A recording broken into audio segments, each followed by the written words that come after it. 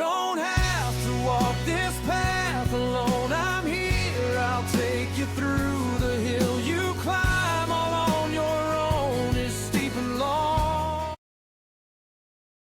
Hey there, welcome to Manna-Festations, and thanks for joining us today. Today's conversation is about trusting God when life doesn't unfold quite the way we expected, and how sometimes the most beautiful blessings come through the most unexpected paths. So today I'm joined by two wonderful women, Stephanie Roberts and her mother-in-law, Kathy Roberts. And if you're listening and thinking a daughter-in-law and mother-in-law doing a podcast together, yeah, I know there's lots of jokes about that, but everyone agreed to it willingly. So that alone should tell you this is going to be a good conversation. So today we're going to explore faith, perseverance, and how God provides daily manna even when life takes unexpected turns. So before we dive into our story, you know, the grounding of this podcast is from the book of Exodus in the Bible and God's daily provision for manna for his children. So I'm going to ask you each a question. So what is your favorite type of bread?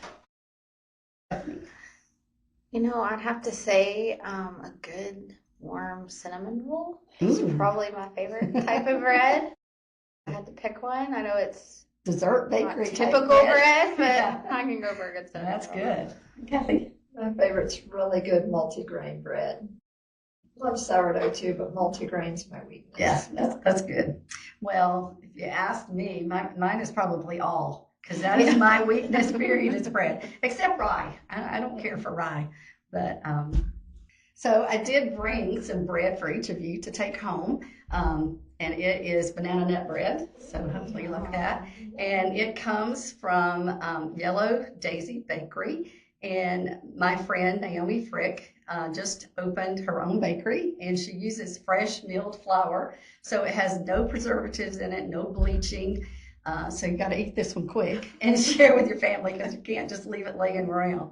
But you'll find Yellow Daisy Bakery on Facebook, and the owner, Naomi Frick, she'll post weekly menus and a price list. And I've been frequenting her bakery for a little over a month now, and I've loved everything I tried. So good. And it feels good knowing that I'm actually eating healthy ingredients, and it tastes delicious too. She does cinnamon rolls too, so they're really good. Check them out. So go check out Naomi at Yellow Daisy Bakery in Dallas, Georgia. And we'll put the QR code for her Facebook page below in our show notes at the end of this episode. We also have a special offer from Naomi that for your first order, she'll give you 15% off if you mention Manna-Festations podcast. So before we get into your story, just take just a couple of minutes to tell us a little bit about who you are and what your life looks like right now. I'll start with you, Stephanie. I'm Stephanie Roberts. I'm married to my husband, Ryan. We will celebrate 22 years of marriage in May. We have two beautiful children, Chloe, who's 7, and Memphis, who's 5. We adopted our daughter, Chloe, at 6 weeks old. And then we were pleasantly surprised with our son, Memphis, in 2020, joining our family biologically. Chloe does have some significant special needs, so that's a large part of our life right now. And that's kind of what life looks like for us right now, is a busy season with kiddos, but a good season. Also, I'm a kindergarten teacher at Praise Academy. Okay, thank you. Kathy? I'm Kathy Roberts, and my husband Marty and I have been married for 47 years. We have 2 children, Brian, Stephanie's husband, and a daughter, Tiffany. We have 6 grandchildren, and I am church secretary for a church in Douglas County and the pianist at Poplar Springs, where I'm a member. And so we stay really busy with all those things in life, grandchildren and a greenhouse and ducks and all kinds of things. Thank you. Yes, life is busy for all of us. So, and as both of you pointed out, sometimes our original plans as we go through life, it doesn't look like what we ever expected, and we have lots of little plot twists. So, Stephanie, we're going to start with you. Let's start at the beginning of your journey towards motherhood. Maybe go back to when you and your husband first started thinking about having children. Yeah, we were married for quite a bit of time. I had experienced some infertility, a couple miscarriages earlier on, and we had tried some fertility treatments. They weren't really working, and so I started praying first on my own about adoption. Ryan really wasn't, I don't want to say on board, but it just wasn't on his radar. It was not something that he had planned. He had planned for us to have our kids, our biological kids, and that was it. And so I started praying quietly with the Lord about it. And then I just really kept feeling like maybe that's something we needed to talk about. And so I shared it with him, and we both started praying together. And then truly, it was a miracle from the Lord that I saw a change in Ryan's heart towards adoption. And so we began that journey looking at adoption. We actually had a person that we knew that we were in contact with about adopting their child. And we walked that whole journey with them, almost her whole pregnancy.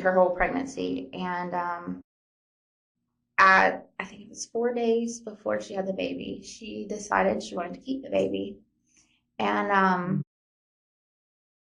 that was really hard for us because it was a time where we didn't quite understand why. But we also knew for her, I look at it on this side now, and I'm like, I can't imagine being in her shoes, making that choice. Mm-hmm. And so that's kind of where the beginning of that started. There's lots more to the story. Yeah. So one of the important things here is that, again, recognizing God's timeline doesn't come when we think you were almost there and you think, okay, this is it. But then he changes the story so much. So, so go ahead and move forward. So we that happened, and we were devastated truly because we had really felt like connected. We actually had been able to name the baby. And we also knew the situation that the birth mom was in for herself was not a good situation. She was not in a situation that was very positive. And so the heartache for me, especially knowing that that baby may not have a great experience once they were here. And so that was hard. And we grieved. I grieved, I think, especially again, because I was wanting to be a mom so bad. And so we began looking at other options. We actually worked with a group called the Hope Box, put our name on the list, went through that process. We didn't really hear anything, so we pursued the route of working with DFACS, doing possible foster adoption. We went through the classes. And the last Saturday, or actually it was the Friday before that last Saturday class, Ryan was like, I think we just need to stop. I think we need to pause. And I had felt the same way. And so we did. We didn't go to that last class, and we stopped. I mean, this was like last class, you're going to be certified, you're going to get to start the process. Yeah. And we didn't, again, really understand fully like why, but we knew that we were just needing to pause. And that following Monday, we got a call from the Hope Box, and it was about Chloe. And we were at my brother's, and we got the call, and I stepped outside, and we were talking to them, and they told us that they had a little girl. The family wanted to meet us. They liked our profile, but she had blood clots on the brain, and they weren't really sure the prognosis of everything. Were we interested? And without hesitation, we were like, yes, absolutely. And I think it was because we, in one sense, knew God was giving this opportunity to us, and this is the why on all the other things. But we went and met the family. I got to hold Chloe that night for a little while, and they left that night, and discuss, or they were going to go home and discuss if this is really what they wanted to do. So 2 weeks later, they said, yes, we want to meet. We're on our way there. The birth father calls Ryan and says, I don't think my wife's ready. I just don't think we can do this and right now. And again, we're back in the same place we were in the first situation. And when Ryan hung up the phone, I said, I don't know that I can do this again. I just don't know that I can handle that. And I said, I can't imagine what she's dealing with at this point, but for me, I don't think I can do this again. And so we were able to share our part too of where we were at with them. And then 2 weeks later, they said, we're for sure this is what we want to do. And so we went, and I'm so glad we did, because that was the day that changed our life. And that was the day we got our sweet Chloe. And that was the day that I always get teary-eyed when I talk about this, because I stood there with the mom holding Chloe. And I watched the whole time as we're signing the paperwork, doing all the things, and she's holding her. And then she stands up and she hands her to me, and she says, please just promise me you'll always take care of her, and that you'll do whatever you can for her. And the weight and the tremendous privilege, but weight of that, I obviously have not gotten over.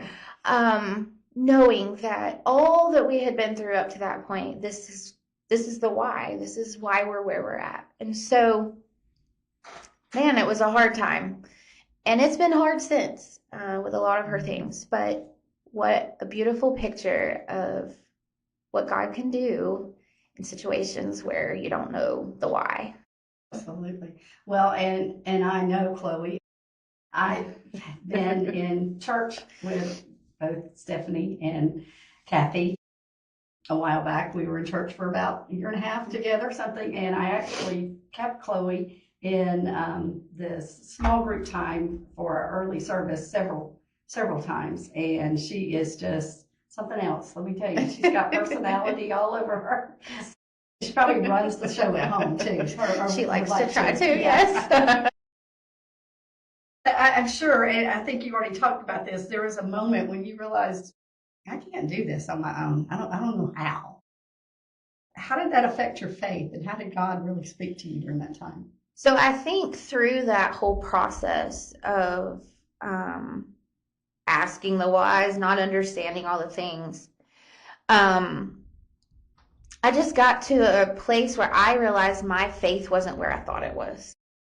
And it was, my trust in the Lord was not where it needed to be, but it was a reality for me that I didn't feel like I knew what to do. I mean, we're taking on this child and bringing her into our home, but we know she has medical things. I mean, as soon as we got her, we started the therapies, we started the appointments, we started all the things. And it's really been that way ever since. And I didn't realize at that moment that my faith was where it was at that time. But I also, in that, realized I needed God there with me, because on my own, man, I would have given up a long time before that. And I just had to keep trusting that whatever the why was. And even though there were times where me and God had some conversations together, I just realized that I had to believe. I had to trust in God because He had a plan. He was sovereign over all of it. And so I guess that's how I realized that I couldn't do it on my own. And then now looking at it, I sure can't do it on my own with all the things. And so again, it just helped me to realize that He's there and I need Him. So you talked about the two failures of adoption. Basically, we're right up to the point and it stopped. So, the Bible talks about the peace that passes all understanding. Did you feel that? When did you start to feel that? Because I know it was gone for a while. Yes. Well, there was a point at which, so with the first adoption that that just didn't work out, we had the whole nursery filled. We had a baby shower. Like I said, we had named the little girl. we've done all the things. And we're sitting there in our house one day, and there's baby stuff everywhere. And I remember Ryan telling me, I don't believe that God's given us all this, and I don't believe he's brought us through all this and has us here for there to be nothing. He said, I don't think God's through with us yet. And that stuck with me probably, I mean, through the whole thing. Another part of that was a scripture in Habakkuk, and Habakkuk chapter 3, where they're going through, I mean, it's desolate. And the part where it talks about that, yet I will rejoice, yet I will rejoice in the God of my salvation. Even though everything looks like it's falling apart and there's nothing, I'm going to rejoice in the Lord. And that scripture really also has carried me through a lot, through the journey of adopting Chloe, and then since then with all the things going on. That's something that's really carried me through a lot and ministered to me. And so I would say both those things are kind of what gave me a peace. When you can trust your husband has the best in mind and wants to follow after the Lord, that helps too, because I was able to trust that what he was telling me was something he felt like the Lord was telling him. That's and huge. So Yeah. It's huge. I think having a great marriage is also what's going to help you in raising your children and being able to follow after the Lord. Anything that you wish someone had told you during that season? We got a lot of advice from a lot of people, and well-meaning advice. Everybody's willing to give advice. Everybody likes to share, and you hear a lot, I'm praying for you, and that's so appreciated. I mean, I can't imagine if we didn't have prayers prayed. But one of the things I think meant the most from a few people was just them saying, I'm here. I don't know how to help you. I don't even know what to say because I don't even understand like why. But I'm here. And I think if there had been more of, if you just need to come sit and just lay it all out with me, I'm here. Mm-hmm. And that's something that's been on my heart a lot, is ministering to other people in those situations. And so I'm trying to do that, and make a space for moms, especially who are struggling with those things, to just have a space to come and say, I just need to lay it out and tell you how I feel, and have someone sit there and listen. So you've started a website, I think, for that. What's the name of it? It's called faithinthefight.net. The name kind of came from, I get called Mama Bear sometimes. And so I didn't really want to come up with a Mama Bear kind of website name. So, but really, truly, you're going to fight battles on a daily basis, especially as a Christian. And we have to have faith in the fight. And so this space is a place for moms specifically to come who have children who maybe have special needs, and they just need somebody who understands, but also a place for, moms who've adopted, but also may have a biological child, right? And have both and have to figure that out. So it's basically just a space for support, for love, for encouragement. And we'll see where it goes. That is so needed. I know in my husband's journey of dialysis, we have a support board that we're members of, and it grew just exponentially from a very small, tight, I don't know, maybe 50 to 100. It's over 1,000 something members now. So it's very, very helpful. And so we'll pray for you on that. We'll also put the address in our show notes too, so that our listeners can find that. So Stephanie's talked about infertility, adoptions, failed and then successful, and a little bit about raising Chloe with special needs. And then Memphis arrives. So I'm sure at one point you were thinking, well, Lord, this kind of changes my spreadsheet of how I thought my life was going. So talk a little bit about that transition. So the Lord does have a sense of humor, because in 2020, we were blessed with Memphis. Ryan had actually had a small car business, and a lot of things transpired with that it didn't work out. A lot of reasons were COVID, things like that. Right. But at the time this was going on, here I am pregnant with a little boy. And in fact, it was kind of interesting. The first 8 weeks, I refused to go to the doctor because I didn't believe that I was pregnant. And Ryan was like, go to the doctor. You are having a baby. And I remember them saying, yes, you are pregnant. Here is your baby, you know. And so then he decided to come 7 weeks early, which was fun. But he spent some time in the NICU for a couple weeks. That, even just those couple weeks, you know, that was something that we had to walk through. And so he's a spunky little dude, and he brings so much joy to our lives. He has just such a love for life. I think the biggest blessings that I'm seeing, even as they're getting older, is the connection that him and Chloe have. I mean, he looks at her like she's it for him. I mean, she's his sister. And yes, they do fight like cats and dogs every single day. But the love the fierce love I think that he has for her is there. And so he brings a lot of joy and fun to our lives. But that was definitely a surprise. I tell people he's the best thing that came out of 2020. And he loves dinosaurs. He does. He's all into Legos right now. He's a joy also. So one of the things I love about today's conversation is hearing the story from two generations within the same family. A little bit different. But Kathy, I'd love to hear from you now as well. Let's start with maybe your perspective because, you know, mother-in-laws, some of the sitcoms give it a bad rap sometimes, but today we get to hear from one of the good ones. So as Stephanie's mother-in-law, though, and the grandmother of Chloe and Memphis, you've had a unique perspective watching this whole journey that Stephanie just talked about. So what during that time were you going through?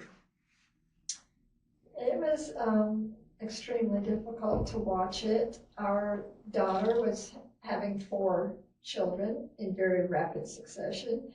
And at the same time that Stephanie and Ryan were having so much loss. And it was extremely difficult to understand why God. One of my struggles was why God would allow so many women to get pregnant and have multiple abortions, and yet not let Stephanie and Ryan have a child. And it really climaxed for me when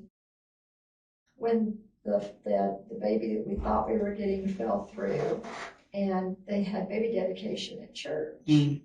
And Ryan and Steph should have been dedicating her.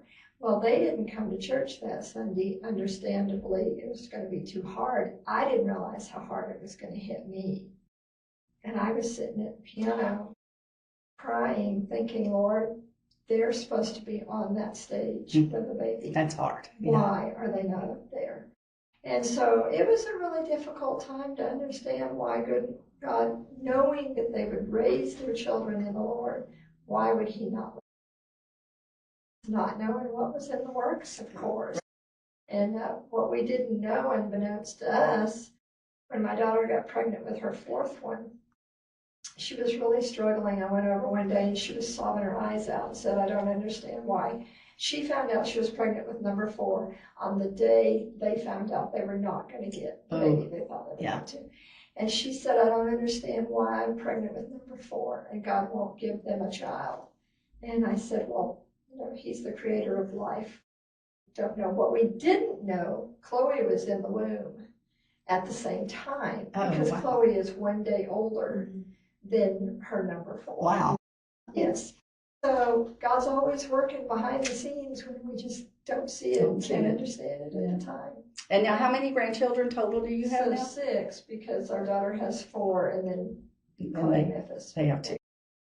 And they're all close in age because Chloe and Caleb are a day apart. Right. So, yeah.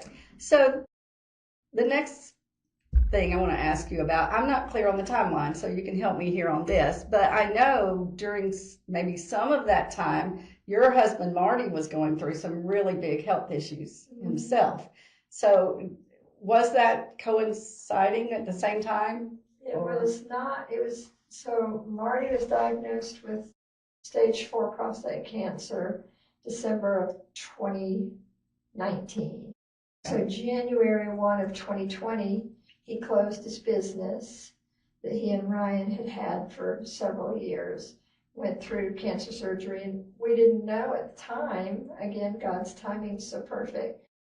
The day after his cancer surgery is when they shut the world down because of COVID. Wow. And he wouldn't have had his surgery The had day it been after. like the week after.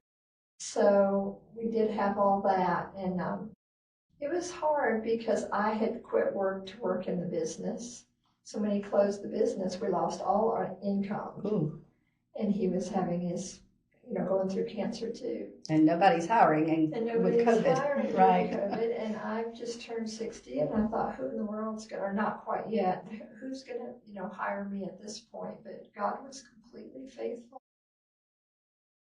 Care of us in ways we never would have imagined.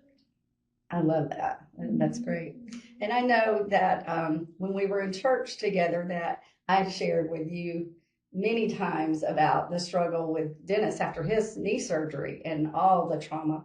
And we're going to talk about that more on the podcast in a few weeks. But there were a couple of times where we didn't know if he was going to make it. And you shared that you felt that way or similar. I did. And that's where having a community of believers around you and somebody that will hit their knees and pray with you, you just have no idea how much you blessed me during that time. And just because of your testimony, and you were willing to tell me about it. So that desperate feeling that we all have sometimes, and your world turns upside down, find a good prayer partner. Yes. And sometimes they come out of nowhere. I wasn't expecting it to be you, really, but boy, you have been a really big blessing to me. So, so share some of the story of what trusting God looked like to get you through. You said God provided and all, but what was your daily trust walk with God? Well, when we closed the business, we were able to sell some of the equipment to have some money in savings. The flip side of that is we were hit with capital gains taxes, and so that's another story. But we did have that, and then we got a very unexpected refund from the hospital. So Marty wanted me to stay home with him until he was fully over the other side of the cancer, because with prostate cancer, there's just some things. He didn't want someone else coming in the house, helping take care of some of the things you have to deal with. And so he was doing better, but then he had to have a follow-up surgery. And that one, it wouldn't heal. And he just couldn't get well. And that was when I said to you, I went and talked to one of the elders about it. I thought I was being prepared to be a widow because I just did not think he was going to get better. So God did end up healing him, but he tried to even go to work for a little while with Ryan, and he just couldn't do it. He was too weak. Every time he'd try to work, he'd take, 3 steps backwards and be really, really weak. So I was praying specifically about a certain amount of money that we needed to clear the credit card and clear another bill. And I didn't talk to anybody about it but the Lord. And a man came up to me at church and said, God told me to give you this. Wow. And it was a check to the penny of what goodness. I had been praying for. And so God just really showed me that he was going to take care of us, and he did. And so I was applying for jobs I'm way overqualified for and just not even hearing back. 8 hours a day, that was my job, to try to find a job. And it was getting very discouraging, and the savings was running out. But God's so faithful that Noonday Baptist Association called me up and interviewed me and hired me. Wow. In September of 2020, right about the time we were running out of money. And then I did that for a couple of years. The drive was becoming very stressful. And without me even looking, the pastor of the church that I'm at, Douglas County, called me up and said, would you please apply? I want you to be the secretary. I'm 8 miles from home now. Love how God works. Yeah. And that was all God. Yeah. So, yeah. So I know we have listeners out here who may be going through something right now, right in the middle of it. We often talk about things and we thank God, as we should, when we're through the problem and how He's blessed us. But a lot of people are going through that problem right now. Is there something that you'd like to say? What would you like for them to know? I would just say to hang on to God with everything you've got when you just can't see it being better tomorrow. My life verse has always been Proverbs 3, 5, and 6. Trust in. Absolutely. Because leaning on your own understanding leads to despair and discouragement and all that. Just hang on to Him, and He will direct your path when it just doesn't look like there's any way it can get better. Yeah. You just have to hang on to that hope and know that He's got a plan for your life. I mean, we've just seen Him open so many doors that we weren't looking for. Right. Like, I wasn't looking for this church that I'm at. Marty was not looking at all to go back to work, and he's teaching music over at Praise and loving it. And that's not something we were even on our radar at all. This was not on my radar at all either. So I would just say, keep hanging on to your faith and keep hanging on that the Lord has a plan for you when you just can't see any light at the end of the tunnel. Yeah, good. And for you, sometimes when you were praying through all of what you described, if you're like me, sometimes I'm thinking, is God hearing me? I'm praying the same thing over and over. And so one of our listeners, maybe they're feeling like they're not being heard or seen. So you have any advice to give? Or? I actually felt that way. I talked to Ryan about that a few times, of wanting to know in the Bible where it says that He, if you ask Him, He will give you the desires of your heart. And I battled with that for a long time, I'm telling God what the desires of my heart are. He knows what they are. Why is He not answering that prayer? And truly, there was a little bit of time where we didn't know. We didn't have a specific answer. But I would say just hold on. Just hang on. Because what I've seen through so many things, with Chloe, with just life in general, that He does have a plan and He's sovereign over it all. And He knows exactly where He wants you and what He wants you to go through. And is it going to be messy? Absolutely. It's going to be an absolute mess at times, and you feel like it's all falling apart and He doesn't hear you and He's not listening to you. But it's such a beautiful story of Him writing your story, His story, so that it can be a testimony to other people. I can't tell you the amount of people that I've been able to share, specifically Chloe's story, and just the testimony of God's grace in her life. And adoption allows that picture to be shown of what salvation is and what God gives us. And so, beautiful tie-in. Yeah. Know that life is going to be messy and it's going to be hard. I don't want to say it's not, but God is there and He does hear you, even if you don't hear Him speaking to you. So I know you were on a podcast the other day and had a lot to share. Is there anything else that we haven't touched on that you feel like our listeners might need to know? Or I mean, I could probably sit for days talking about all the things, but I just know that one of the things I've had to learn is that in life, God calls us to do different things and walks us through journeys, and those trials and those hard times are not wasted.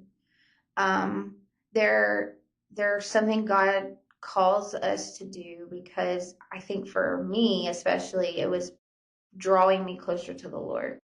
And it was allowing me to see that I needed to have a more personal relationship with the Lord. And so I think He takes all those hard things that we experience and He makes something really beautiful out of them.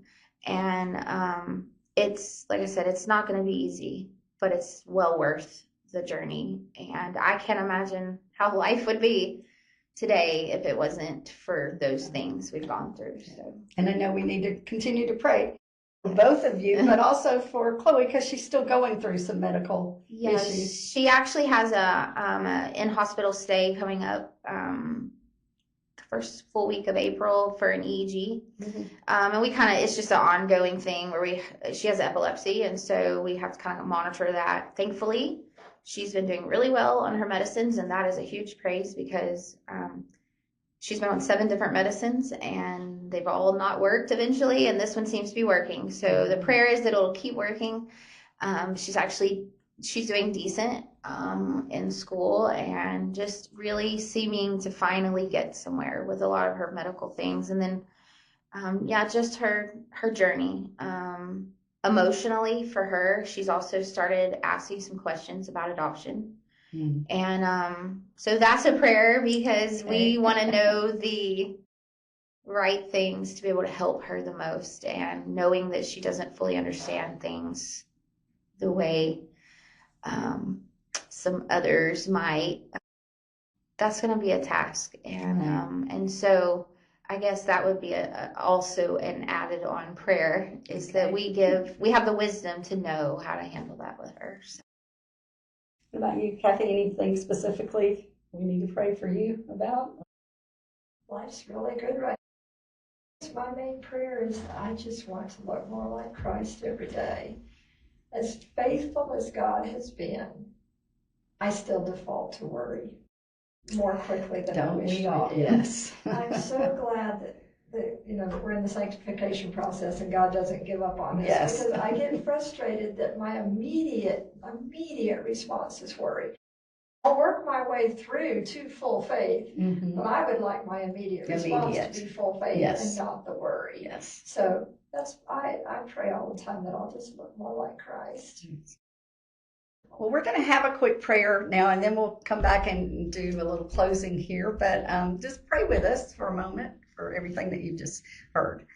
Dear Lord, we just bring all of these thoughts, our hearts, our minds, our needs, everything to you. And we just are so thankful for each listener, for Kathy, for Stephanie, the stories and the journeys that you've been with them through it all. And we just pray that your encouragement will be heard today, that you are always with us, and that we do, like Kathy said, want to, as your children, look more like you every day. And we do pray for Chloe and for Memphis and for all of Kathy's other grandchildren, Lord. Children are a blessing, and we just pray that in their homes they're seeing Christ and seeing you, and just thank you for everything. These things we ask in your name. Amen. So thank you both for sharing your hearts and your faith with us today. You've both had stories and a journey that's been a beautiful reminder of God's plans, not ours, and that they do look different. Our plans do look different than God's, but his provision is always there, and it's always best. Sometimes one of my faults is that I'll tend to run ahead of God sometimes, and this is what I think, and this is what needs to be done. But thank goodness I don't need to tell God how to run my life. But this is Manna-Festations. I'm Penny Cook, trusting God for today. And if you've enjoyed this episode, please follow us, subscribe, rate, and review us on your favorite podcast app. This will really help us share our message. And of course, our content is all free. See you next Monday.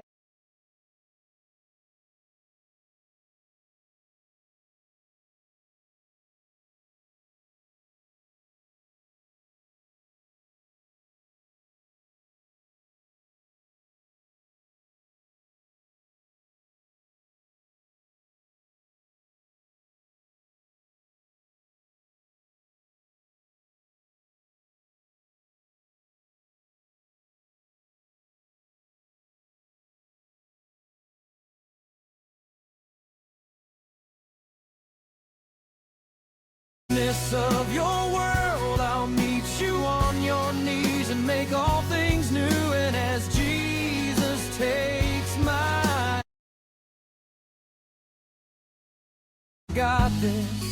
I got this, my baby girl, I got this.